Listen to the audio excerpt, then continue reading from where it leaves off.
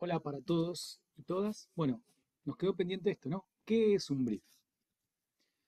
Recordemos lo que vimos en la vez anterior, que nuestro proceso de diseño cuenta con dos fases bien identificadas, la fase de diagnóstico y la fase de desarrollo.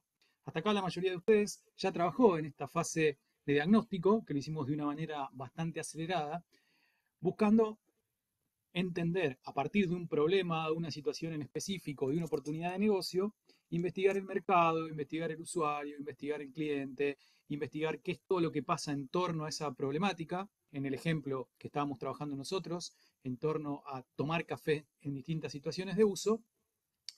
Y ustedes recolectaron un montón de información, están haciendo un montón de diferentes análisis y lo que vamos a hacer ahora con toda esa información, vamos a converger en esta etapa de la que llamamos el brief, que sería uno de los entregables muy importantes y muy significativos en la fase del diseño y desarrollo de un producto, porque a partir del brief comienza la segunda fase, ¿no? La fase de desarrollo, exploración de alternativas y demás que veremos más adelante. Entonces, en este pequeño video nos vamos a enfocar en de qué hablamos cuando hablamos de brief. Entonces, el brief, como dice aquí, es un documento conciso que sirve como punto de partida y referencia para iniciar este proceso creativo del proyecto, que va a contar seguramente con un producto, con un servicio, como una experiencia para el usuario. Y en este documento se resume toda la información necesaria para poder llegar a un objetivo que nos planteemos. Entonces, de vuelta, es muy importante que como parte de la síntesis de todo este trabajo, identifiquemos bien cuál es la situación en la que vamos a trabajar y cuál es el objetivo en concreto. Entonces el brief, de alguna manera decimos que es la base, que es la hoja de ruta del proyecto, porque desde aquí vamos a empezar a construir, o el manual de reglas de juego del proyecto o del negocio que voy a crear, ¿no? Y es un acuerdo colectivo del problema, los objetivos y algunos elementos más con los que voy a trabajar con el grupo de diseño. Recordemos que muchas veces a nosotros nos toca jugar el partido de ser quienes creemos el brief y se lo entreguemos a otro grupo, a un estudio de diseño, a una empresa o a alguien para que trabaje en esto, con lo cual el brief es algo así como un contrato y muchas veces es un documento adjunto a un contrato de locación de servicios donde dice esto es lo que yo te voy a pedir que este proyecto, que este producto, que este servicio, que esta experiencia cumpla. El brief de alguna manera es la primera creación que nosotros hacemos en el proceso de diseño y desarrollo de un producto y servicio. Entonces, sobre el brief, perdón, es sobre lo que construimos. Entonces, si el brief es malo, la solución es mala. Si el brief es malo, la solución no es solución a ese problema. Entonces, algunas cosas importantes para hacer un buen brief, que es lo que ustedes van a hacer y a entregar para la semana próxima. Recuerden que muchos de ustedes estuvieron trabajando en toda la parte de investigación, pero les falta algunas instancias o algún grado de profundidad. La idea es que todos lo sigan trabajando. Vamos a ver qué cosas importantes no pueden faltar en un brief, que recordemos que es un documento corto, es un documento de 1 o 2 páginas. Y las cosas que no pueden faltar, fundamentalmente, son las que voy a enumerar a continuación. Definición del problema y de la situación de uso. Acá explicamos el problema en una sola línea, explicamos la situación del usuario, del cliente, del oferente en muy pocas palabras. Otra cosa que no puede faltar es el objetivo, ¿no? Definir específicamente el objetivo del proyecto también en una línea, en algo muy cortito. Recuerden que hubo un grupo, el grupo 1, que lo hizo muy bien, que después de hacer todo el análisis llegó a 2 objetivos posibles. De golpe pueden trabajar en 2 objetivos o buscar de alguna manera si tiene sentido combinarlos. ¿Qué otras cosas no pueden faltar? ¿Cuáles serían estas características ideales de la solución, ¿no? Y acá pueden hacer un listado de 4, 5, 6, 8, 10 características que se esperan de la solución, ¿sí? Se esperan, no es que sean mandatorias. Esto es lo que a veces llamamos como el nice to have, de cosas que esperamos que la solución tenga porque nos gusta a nosotros. No, no es porque nos gusta a nosotros. Acuérdense que acá el centro de todo siempre va a estar el cliente, el usuario que va a vivir la experiencia o el uso de este producto.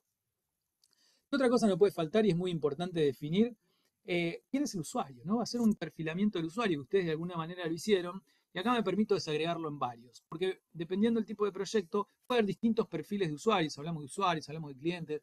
Recuerden siempre estos ejemplos de la incubadora o o el cochecito para bebés, donde puede haber más de un perfil, y es muy interesante entender y describir en poquitas líneas cuál es el perfil principal, el principal usuario, o que puede haber también otros perfiles, ¿no? Alguien que de alguna manera está involucrado en el uso de este producto, de este servicio, de esta situación, y puede haber tantos perfiles como ustedes encuentren. Tampoco es necesario poner 150 perfiles, pero sí los que ustedes vean que son clave, porque de alguna manera los voy a tener que tener en cuenta a la hora de diseñar este nuevo producto, servicio o experiencia. Por otro lado, algo que es súper importante, de lo que no llegamos a hablar muchísimo, es cuál es el volumen de negocio que tengo. ¿Qué cantidad voy a producir de estos servicios, de estos productos? ¿Cuánto voy a entregar? Y acá dos cosas muy importantes. Uno es, háganlo en una unidad de tiempo que tenga sentido con su proyecto. De golpe hay proyectos que va a tener sentido con decir la cantidad de unidades que vendo al año o la cantidad de unidades que vendo por temporada, si fuera un producto muy estacional. Y también tengan en cuenta que lo importante es que lo pensemos en un régimen permanente, ¿no? No con un nivel de actividad normal, no pensar en el momento del lanzamiento que quizás la cantidad es muy chiquitita.